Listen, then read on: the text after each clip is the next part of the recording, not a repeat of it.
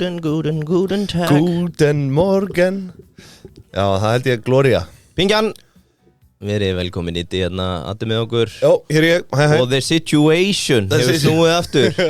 Gísli, verður velkomin. Takk fyrir. Hvernig þetta? Við þurfum nú að stilla á því mækin. Já, fyrir ekki. Góður. Mjög góður. Herðu, verður velkomin aftur. Það komið upp nýtt Situation. Ástand. Já. Nýtt situation. Þetta ástandsbarn? Já, ég myndi segja það. Já. Það eitthvað frábært orð fyrir Marel í dag. Þetta ástandsbarn. Já, ég held að það sé alveg bara vel við hæfi að halda þessu uppi þegar það eitthvað situation í samfélaginu. Já, við þurfum að gefa það. Það má kannski deilum það, að þú veist. Nei, það var svipað. Það var náttúrulega ákveðið situation. Þetta náttúrulega þessi snertið doldið, þú veist, kannski hlustandan beint. Það eru eflaust einhverju hlustendur með bréfin í Marel. Og og vonandi einhverju sem vilja þá stilla inn og fá að vita hvað er á seiði. Já, nákvæmlega. Heyrðu, það Marel. Verðum við ekki bara að fara beint í þetta? Ég trú á löngum þætti. Já. Við þurfum samt að stilla okkur við svona klukkutíma og 10. Já. Max. Þökk sem mér líklega. Já, þú kveiktir hann í 20 mínútum. Já. Vel þunnur í dag, það má taka það fram. Skjálfandi með kaffibollan. Já. Heyrðu, eigum við að fara eitthvað yfir hérna formatið. Ég tek söguna, svo ætlum við merkilegt ná, við ætlum svona að rúlla saman yfir ásendingin. Já, þú ferð yfir rekstrarreikningin. Ég verð kannski með nýjasta uppgjörið fyrir fram mig. Ég fór í research, ég búinn að tala við fyrrverandi og núverandi starfsmenn í gegnum burner síma, þannig að komist ekki upp hverjir innherjarnir eru. Og með alls konar skúp. Svo vorum við með innri og ytri vöxtinn. Sem sagt, ytri vöxtur, fjárfestingar, rúlum aðeins við það. Innri vöxtur, R&D og það sem mér finnst mjög heimskuleg stefna, þeir eru með að þetta eigi að vera 6% aftekjum. Ég er með ádeilu á það. Og svo ætlum við að fara yfir aðeins þetta lán. Er það ekki svona, hvað, hvort er það? Hljómaður. Já, þetta lán er búið að vera mikið í umræðinni. Já. Og það eru margar getgátur í kringu það. Já, rétt. Og við ætlum að reyna að gera einhverja álítanir Erum við ekki líka með, þú ert með smá bakgrunn Seth Klarman eða ekki? Jú, við getum rætt hann. Já, þú ert mikill aðdáandi hans, hann er value investor. Það passar. Heyrðu, ef við ekki að byrja bara back to the future. Já. Sko, það er mikið búið að skrifa Marel hérna í gegnum tíðina. Þó að taka fram að það var mesta vesinni að lesa fréttir upp úr 2000. Þegar Marel Baldvinsson var með fleiri fyrirsagnir heldur en þeir. Hann stóð sem með príði með lokan á þessu tímaðan eða skrifa Marel á tímarit.is. Það er eiginlega bara fréttir frá Belgíu. En það sem við getum sagt Marel er að það er stofnað í Reykjavík 1983. Þú stekkur kannski inn, hús með meira, Gísli. En stofnendur voru Samband Íslenskra Samvinnufélaga og samstarfsfyrirtæki þess í fiskvinnslu. Og þetta má rekja aftur til ársins 1977. Með samstarfið þess fyrirnefnda, það er að segja Samband Íslenskra Samvinnufélaga, við Raunvísindastofnun Háskóla Íslands til þess að kanna hvort nýta mætti tölvutækni við að bæta nýtingu og framleiðni í íslenskri fiskvinnslu. Það má eiginlega segja að það hefur tekist. Gísli, ertu með eitthvað nafn?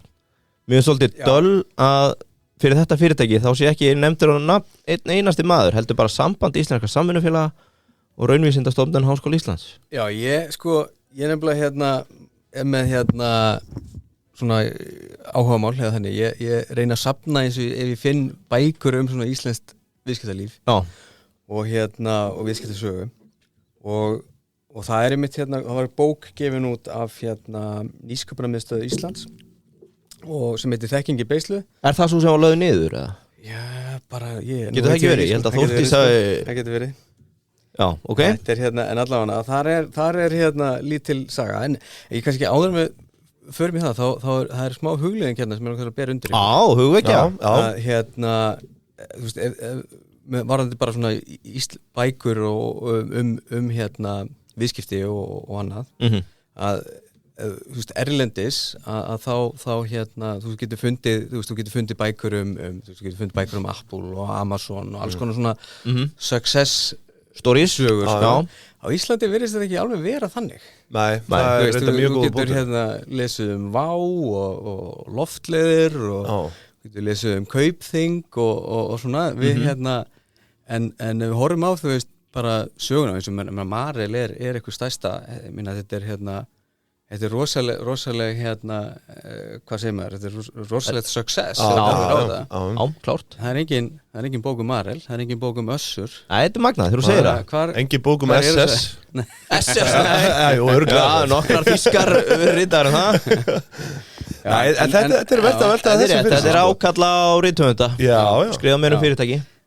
Já, og fyrirtæki sem gengur vel kannski. Ekki bara fyrirtæki sem að hérna... Já, fara á hausinn, eins og með Vá.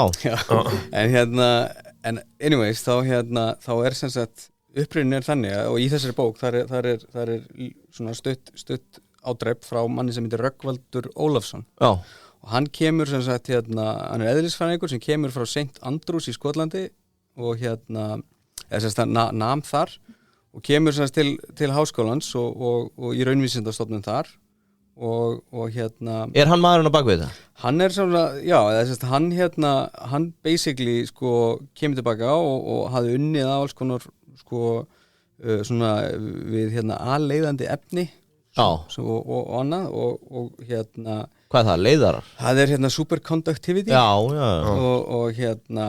og nema það er ekkert fjármagn til rannsókna á þessum málum og líka svona hann mikið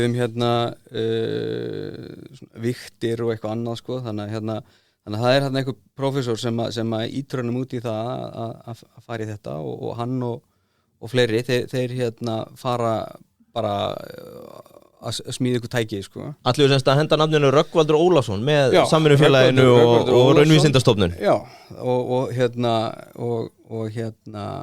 sem sagt þetta er sem sagt hann og einhver mágur hans sem heitir Þórður Vigfússon sem var iðnverkfræðingur þeir sitja og drekka kakó í jólabóði með jólin 1977 hann var búinn að vera að vinna hjá Þormóði Ramma á Siglufirði ok, Rammamaður og hann var og sem sagt Rögnvaldur er dósent í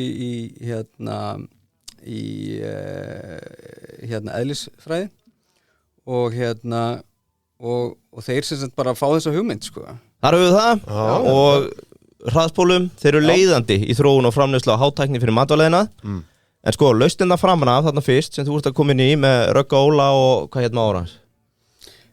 Þórður var framan af fyrir hvítfisk og þetta upprunlega er þetta vigtun eða tölvuvogir, vigtarflokkarar, sjónflokkarar, skurðavélar, flæðilínukerfi og fleira það er svona þróunin á þessu Með tímanum hefur Marel síðan eiginlega hastað sér völl í öllu sem tengist vinnslu afurða frá slátrun til pakninga þó það sé alltaf gloppur hér og þar og kemur það kannski aðeins á eftir eins og með yfirtökunar að ein ástæðan er að þeir eru yfirleitt að reyna að kaupa sig einhver staðar inn í vinnslunum þar sem þeir eru ekki leiðandi en svo hefur það náttúrulega líka gerst að þeir hafa verið að kaupa sig inn í aðra bransa eins og inn í kjöt eða svín en gæludýr og fleira sem við þekkjum, þau eru kannski ekki leiðandi í fóðrunu en verða það Þetta er semst 83 fyrir síðan 1985 þá hefst strax útrás til Kanada 1991 eru við komnir til Seattle og 1995 hefst svona almennileg útrás Marel inn í kjúklinga og kjötiðnaðinn þannig að þeir byggja þetta á hvítfiski fara svo fljótt yfir í laxinn og svo 95 eru við komnir til Bandaríkjanna inn í kjúklinga og kjötina segi hér Fyrsta skurðavélin hjá þeim kemur 1994 sem er í rauninni 11 árum eftir stofnun fyrirtækisins sem er í rauninni svona svolítið bakbenni í því sem þeir hafa í dag, skurðavélar allavega í fiskinum Eitt skemmtilegt, 1995, vil ég giska hvað var margir hluthafar? 95, hefur náttúrulega konur á marka þarna